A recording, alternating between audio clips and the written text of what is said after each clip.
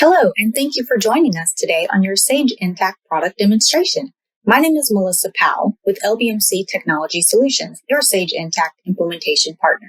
We're excited today to show you the Sage Intacct product. Today's session is going to be on the Accounts Payable module.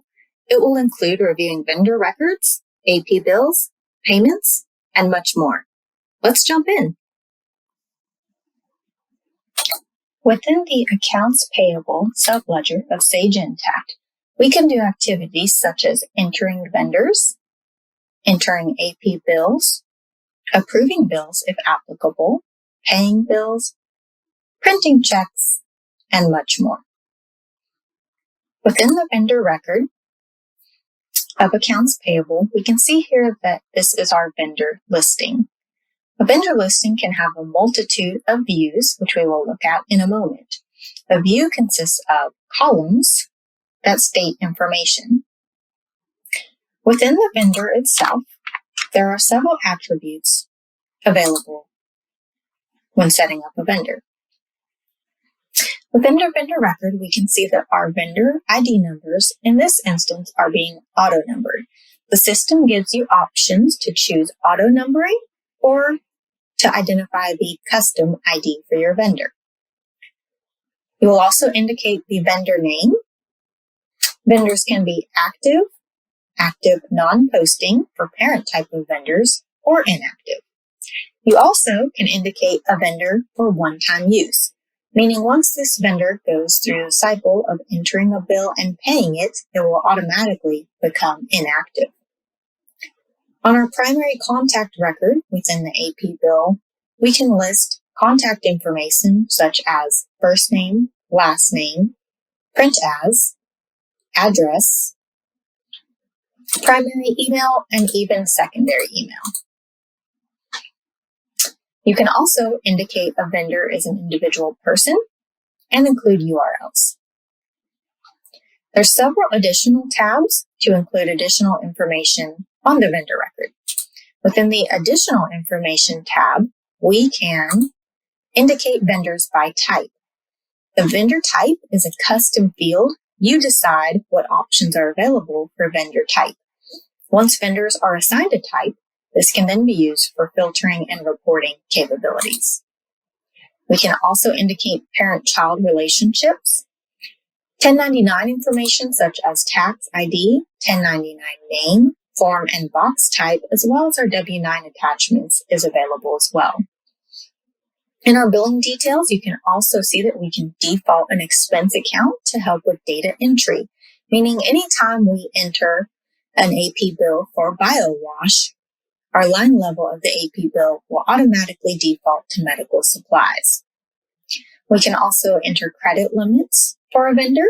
We can place a vendor on hold or place a vendor on do not pay. Within the contact list, you can also indicate pay to contacts, return to contacts, and separate 1099 contacts. You can see here that this vendor has a few different contact cards. There's a BioWash Regional South and a BioWash Regional North. And we can see that our pay to contact, where we normally pay the vendor, is defaulted to our Regional North office. Within payment information, we can select the preferred payment method for this vendor, which will help in our pay bill screen. Check, credit card, record transfer, which is typically for ACH or wire pulls, cash, or ACH bank file, which means that the system would generate the matcha file that we could then upload to our bank and pay our vendors. We can default the payment priority, normal, high, urgent, or low, as well as terms. Again, the terms are custom made, and then this will help in data entry because when we select this vendor and enter our bill date, it will automatically populate the due date based upon the terms that are defaulted on this vendor. You can also include vendor account numbers. So if account numbers need to be actually put on a check, then we can go ahead and indicate that account number here and it will print on the check. You also have other tabs up here that are indicated for different functionality in Intacct, and these tabs are only enabled if additional functionality is enabled. Now within the vendor list screen, as you saw, I can filter by any of these fields up here or leave my filters open. I can also create, as I mentioned, different list views, meaning different column orders or information to display. All of the information that you just saw on the vendor record can be displayed in a column. Some additional types of views here that have been previously set up is a 1099 information check. So this is giving us the vendor name, the vendor type, the tax ID. We can see if this box is checked as an individual person. We can see that 1099 name here is different. It's the individual person's name versus the company's DBA name. We can see that their form and box type is filled out, as well as their address. We can also see that we don't have an email address for any of these. And there are several vendor records in the system that have a tax ID, but do not have the 1099 form and box types filled out. So we can use this view as a check in order to ensure towards the end of the year that we have all of our 1099 information entered into the system. You can also have other views, such as an AP manager view. This one right here shows us our vendor and the terms of the vendor and their total due. The top spending vendors view goes ahead and narrows this list down by our vendor name and the top spending vendors over here, their vendor type and their total amount due.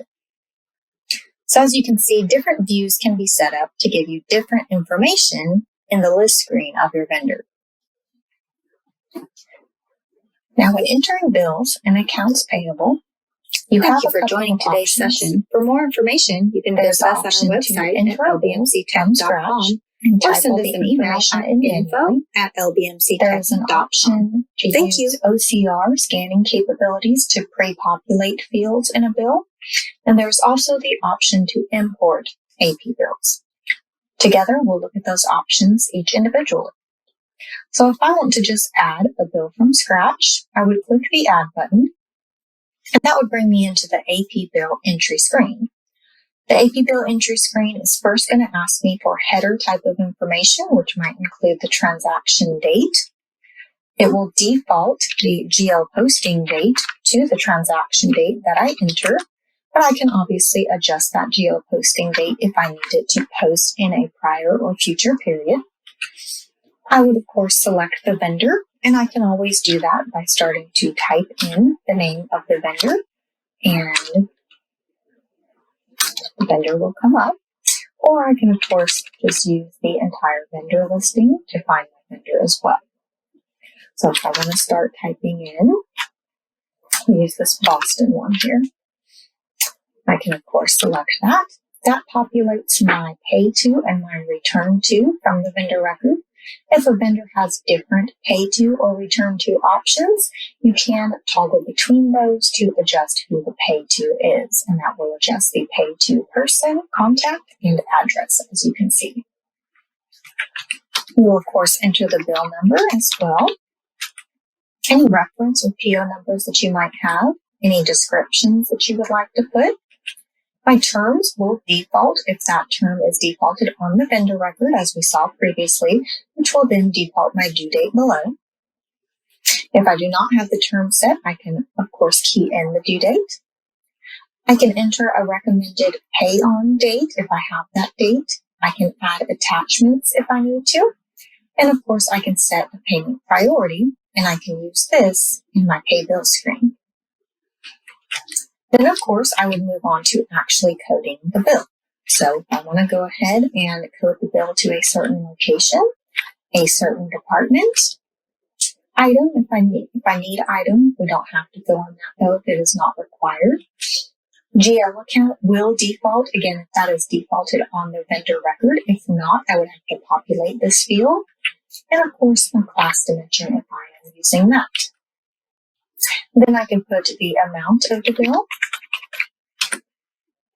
and move on to another line if needed. You do have the option in Intacct to create what is called transaction allocations. Transaction allocations define a certain static allocated amount by amount or percentage across multiple dimensions. For example, if I pick this allocation by entity, you'll notice that the system grayed out the entity or the location dimension right here, and that is because the allocation itself defines how the amount that I select should be split between locations. So I'm going to click this show details so we can see what the allocation did. And as I look at this table down here, I can see that the allocation took my $150,000 on the line, which is my total up here, and it went ahead and split it out by my different locations, 25% each. So this is defined in the setup of the allocation. And if we want to look at the setup of that, we can very quickly. But once these are set up, these can be used in any type of transaction. And that is why it is called a transaction allocation. So if I look here, this one is allocate 5%. And as you can see, it takes those 4 locations that are indicated, and it's only using that location dimension, but you could use other dimensions such as department or provider as well, and it would do those splits accordingly. And it's taking that and it's splitting each of them 25% across the 4 to give me my 100% for the line. So that is exactly what we see happening here in this table below. So transaction allocations can be set up and used within transactions to streamline some of our allocations across our dimensions. Now, once this bill is populated, of course, I can go ahead and I have options to submit. Your options will be submit or post. Submit would be if you have approval set up, which we do in this environment. If you do not have AP bill approvals, your button will just be to post. You also have the option to draft. So let's say somebody is, filling this out and they're not sure, maybe on the department coding or maybe another dimension coding or how something should be split up. They could always draft this and then come back in and look at this bill. So if we draft this, it just puts it in a draft state. And then, of course, we can come back in, grab that bill, fill out our appropriate coding, however we wanted to do that, and then go ahead and submit that when we're ready. Okay. Now that's an example of an error message, and that is because I just overrode the allocation without the allocation with the location dimension.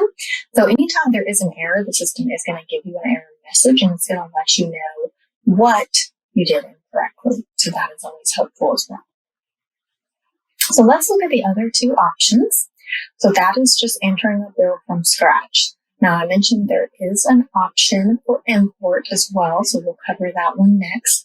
Everything in Intacct does have import templates. In the company area of the system, there is an area called import data. And as long as you are at least, I think, a limited admin, you'll have access to this.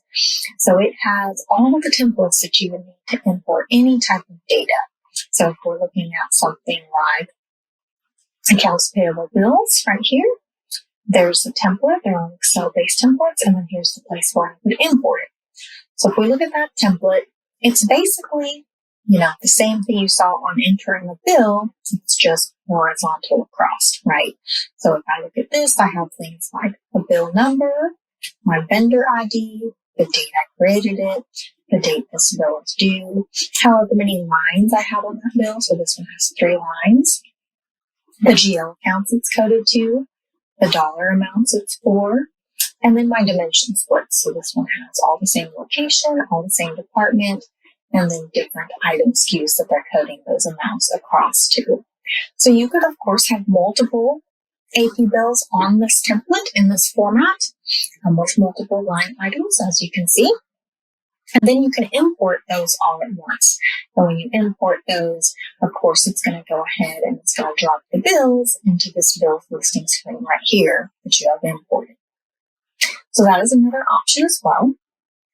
And then the third option, which is a release from Intacct. This is an additional type of service that is available in Intacct that comes with OCR scanning, so character recognition.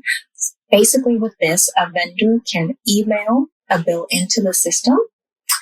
The system will grab that, it will scan that bill. So let's look at this one, for example, and it will put it in the draft state for somebody to review, but it will pre-populate a lot of the information based upon the character recognition from scanning that bill. So let's look at this one. So as you can see, I have the bill attachment right here, as well as the bill image over here to my right. So I can look at, the image that was emailed in, as well as how Intacct has populated that data. So as we can see, there's my invoice date of 11/2, and there's the date populated in Intacct according to the character recognition. There's the vendor, and here's the vendor in Intacct. Okay, now if I need to toggle those pay to or return to, I can do that as well. It also grabbed the invoice number and pre-populated my invoice number here. The due date, they got their dates kind of differently formatted. So it looks like this is day, month, and then year. So that actually did not pick that up correctly, but it looks like it took the terms from the vendor and then populated that for us. So that might be okay, or that might be something we have to adjust, okay? And then, of course, we've got the coding of the bill down here. So it went ahead, there was 3 different items on here and some sales tax, okay? So it coded it all to a certain location. It coded it all to repairs and maintenance, and it split each of those items up on the invoice. So obviously, again, if we need to adjust any of this, we can. If we need to split any of this up, we can. If we need to add additional coding, like for maybe our departments, okay, we could do that. Or providers, we could do that as well. So we can, of course, adjust or fill these things in as needed. So really with the OCR scanning, basically the hope is that the information that is presented on the invoice will at least pre-populate much of the data. And so we're not having to enter as much data on this. We might have to check a few things, maybe adjust a few things, maybe enter a few things. But for the most part, hopefully everything is pre-populated. And then we are just submitting that invoice. Okay, so now we can see that one is posted and the rest of mine are in draft. Obviously, if we just want to see the ones that we need to address, we can always filter this state right here to just draft, and then that's going to pull up all my draft ones that I need to take a look at. Okay. Now, as we've talked about as well, you can have bill approvals set up in the system, so you can see that some of these invoices are posted. We've talked about our draft ones, but some of them are in a state of submitted. So submitted means that they are waiting on approvals. So you can set up AP bill approvals in the system. The AP bill approvals will kind of land in this approvals area for whoever the approver is. Now the approver can also get an email, and that is an option for the approver because some people enjoy getting emails. Some people just have an overloaded email inbox, and so that is not their preference. So if they don't want an email, that is completely fine as well. They can set that in their preferences for each user. So somebody who approves might prefer to get emails, and another one who approves might not, and that's okay. They can both be different. This approved bill screen, though, is where you can always come into to see your approvals that are kind of in your queue. You can also put the screen on a dashboard. Okay, so if there's a dashboard that somebody frequents, or maybe when they log in, they land on a dashboard, it's probably smart to put, if they're in charge of approvals, to put this approval queue on their dashboard as well. Now, of course, if we want to go ahead and look at each one individually, we can click this view, and that's going to bring us into the actual full view of the AP bill. We can see the bill date, the due date, all of the snapshot type of information up here at the top. Of course, we can check, the coding, different things like that. We can see attachments if they're attached. And then from here, we can approve or decline individually. And you can always write notes, of course. You can also just grab them all at once to approve. We hope everybody is at least looking at these. But if you've looked at them all and you're just ready to approve them all, you can go ahead and click approve and do that as well. Now, once you've went through the approval process, the next step would be to pay your bills. Of course, if you don't have an approval process, you will not have to go through the step of approving your bills, and that would be an option that would be removed from your menu. Your next step here would be to pay your bills. So we'll go into the pay bill screen and look at some options here. Now, this is your pay bill screen. The pay bill screen does come with several out-of-the-box filtering options, such as due date range, so we can click and filter by what is past due today, due this week, due this month, due in the next 30 days, etc. We can also filter by a vendor range, so we can filter for a certain vendor or from and to a certain vendor. We can also create what is called filter sets. So if we have more advanced filtering that we want to accommodate, we can create filter sets. Filter sets can be created on a multitude of things. One of those things being entities. So in a multi-entity environment, you might want to include filters for bills that are just for entity 100. And on my multi-entity bills, if I choose to exclude those, I might name this filter set entity 100 bills only. Now I could say entity 100 and include multi-entity bills as well. And I could even add a few different entities if I wanted to.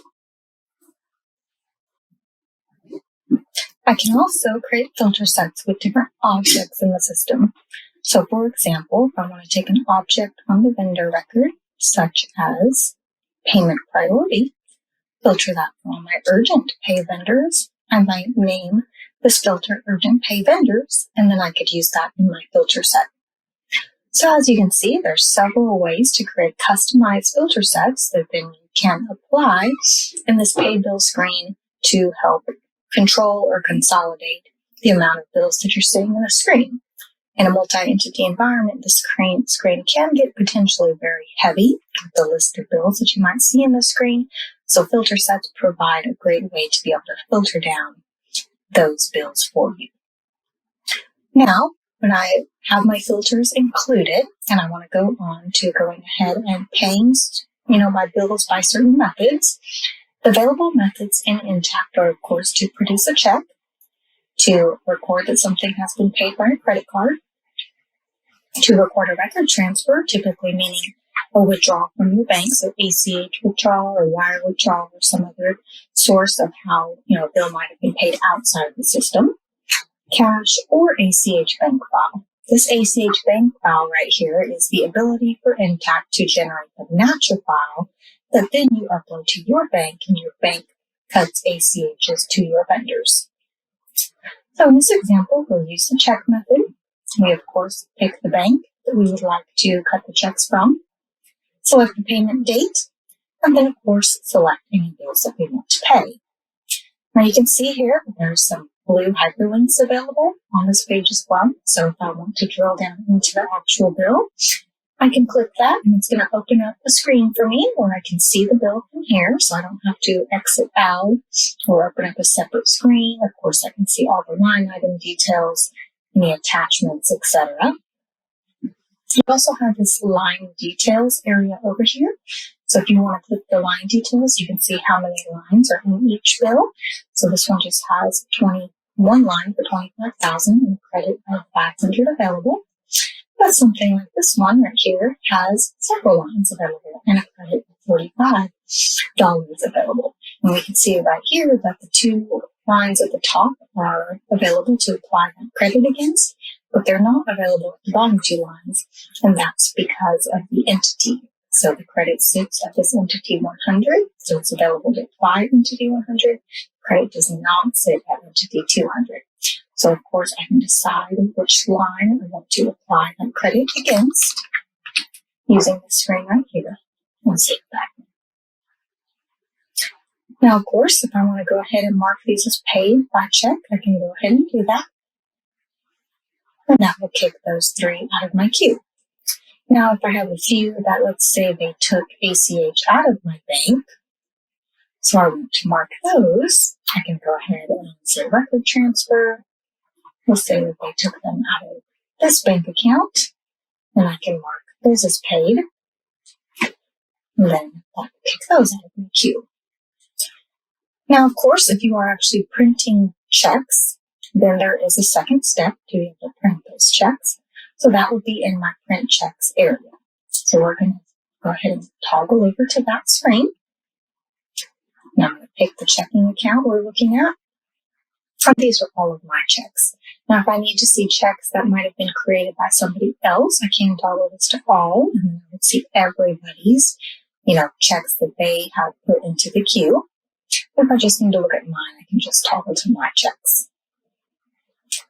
Now, of course, we have quite a few checks here. You can decide different things, like if you want check stub details. So this would include the GL account, department, location on the actual check stub for yourself and for the vendors, potentially, if you would like to utilize that. If I want to go ahead and print all the checks, I can select that up there, or I can just print a few at a time as well. When I click those, I click this button that says print, and this is going to pull up a PDF for me. And this PDF, of course, would be attached to whatever printer that you would be printing to. This example right here has top check stock, which you can have top, middle, and bottom in some circumstances. And then, of course, it has stubs available as well. So I can see all the checks, of course. And if I want to have a printed signature, I can, and I can also have two signatures as well, if that is necessary. So once I have printed these to my printer, the second step over here is to confirm or void. So that's, of course, making sure that your check's printed correctly. How many times have we not put the check stock in the printer or printed them upside down or something like that? So if something like that happens, you can go ahead and click this void button, and it will keep them in the queue to print again. But if everything printed appropriately, we'll hit confirm, and that will actually post the payment. So now, of course, if we were to look at those bills in our bills listing, those bills are going to reflect in our paid status now, all of our paid bills.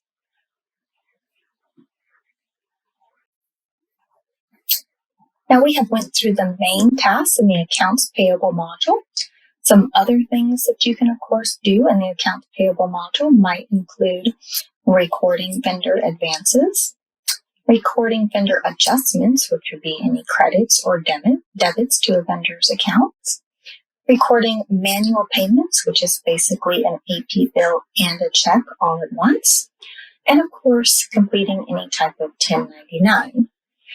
Sage Intacct does also have the ability to connect with a service called Tax Bandits that can print and email your 1099 forms for you, as well as complete your e-file for you.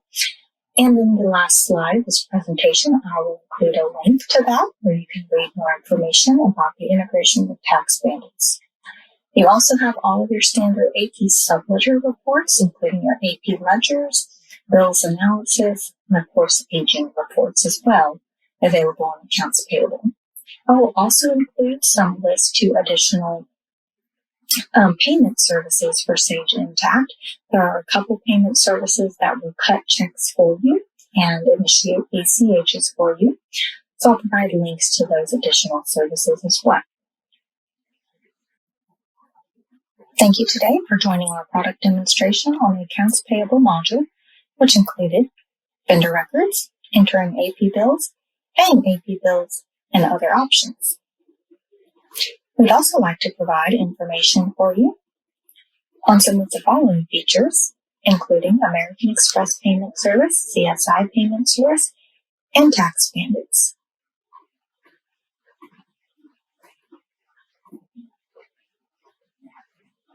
The link provided below gives you information on Tax Bandits, as well as this screen gives you some snippets about how American Express Payment Services works or how CSI Payment Services works.